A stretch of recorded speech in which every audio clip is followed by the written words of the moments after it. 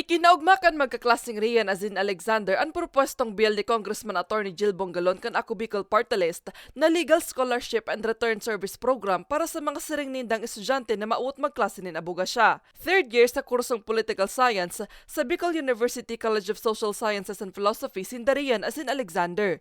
In kaso makagradwar na, plano nindang magklase sa abogasya. Kaya bentayan ng gadaakon marealisar na ang propwestong bill kan kongresista na syertong mapagyan mandaa sa pag-abot ninda kan sa indang pangiturogan na maging abogado.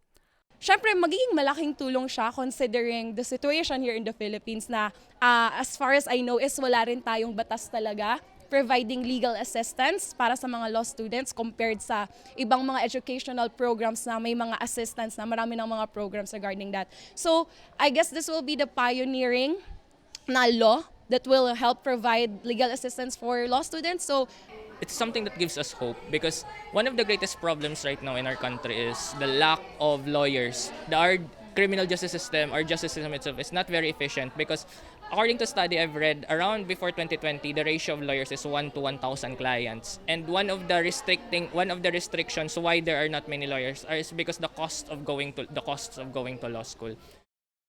Pebrero 6 ngunya na bulan, kanisumiter ni Bongalon sa Kongreso ang House Bill No. 7035 o ang pag-amyendar sa Republic Act No. 7662 o the Legal Education Reform Act of 1993. Sigun sa kongresista, objeto kan sa iyang propwestong bill na maisabay man sa nasambit na Akta Republika ang pagkakaigwan ng legal scholarship na pwedeng aprobitsaran kan mga gustong magklase nin abogasya.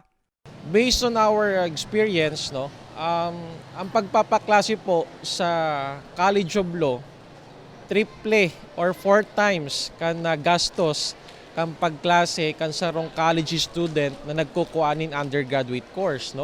So we might as well give scholarship ito pong mga postgraduate course.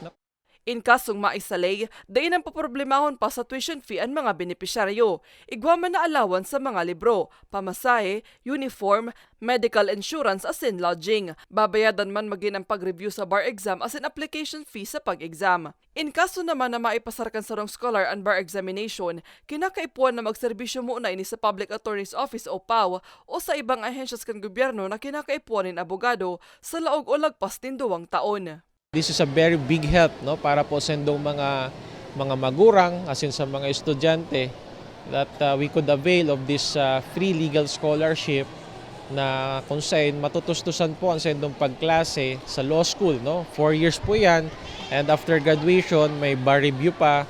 So in effect, for you to become a lawyer, it will take 5 years. Sa presente, nasa pag-uulay pa sa Kongreso ang nasabing bill. Sa ibong kaini, bilog ang paglaom ni Alexander, Rian maging ni Kongresista Bongalon na marealisar ang nasambit na propwesto urog pang magayon ang kursong abogasya asin posibleng makadugang pa sa mga matitibay na abogado sa nasyon. Para sa mga baretang Tatak, Bicol, Maria Lorenzana.